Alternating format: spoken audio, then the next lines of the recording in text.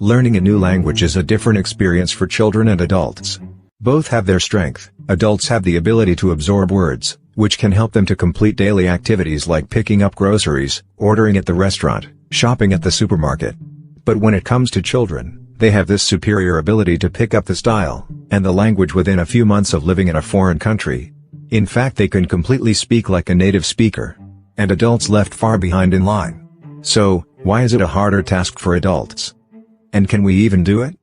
The difference is not associated with the effort that we put in it, but it lies in the structure of the brain, especially for a specific period, which gives this advantage to children over adults to absorb new language. Our brain has two different groups of neurons. Some of them are more willing to change as we learn new things, while other groups are a bit more resistant to change, because they give priority to our previous learning. This resistance nature of neurons came due to evolution, and it makes sure that we do not forget things that we have learned in the past. The ability of the brain to change is called neuroplasticity. As we gain more information, new connections are formed. And the second one is called stability, which just holds what we have learned, and helps us to solve challenges using our previously learned knowledge. So when it comes to children, they have a high level of neuroplasticity. New connections help them pick up the tone of the language, and give them a good grasp to hold on it.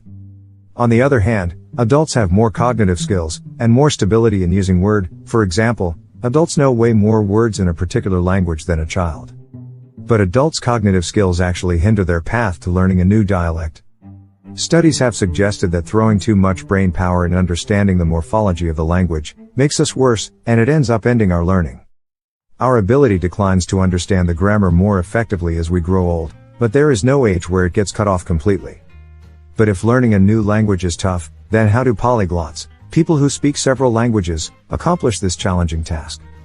Well, mostly it is broken down into 3 simple steps. Step number 1 is repetition. When we learn something, it lies in our memory for a short time period, and we call it short-term memory, and after a while we forget it, if we do not use or reuse it in day-to-day life. To make vocabulary last long, the good way is repeated use of words, which makes new connection in brain, and the new words get stored in long-term memory. Step number 2 is to choose a good time slot for learning. Mornings can be a good time to complete daily lessons, and evenings can be good time to revise, or maybe before bedtime. Find a good time in your daily routine, and schedule your lessons. And the last, or maybe the most important, is patience. Children do not pick up language in just one day. It is a slow process, it takes time. And definitely learning some languages require more time than others, because of the major and minor difference in pronunciation and tone. And this is why learning a new language is tough, but putting good efforts in a systematic manner can change the results.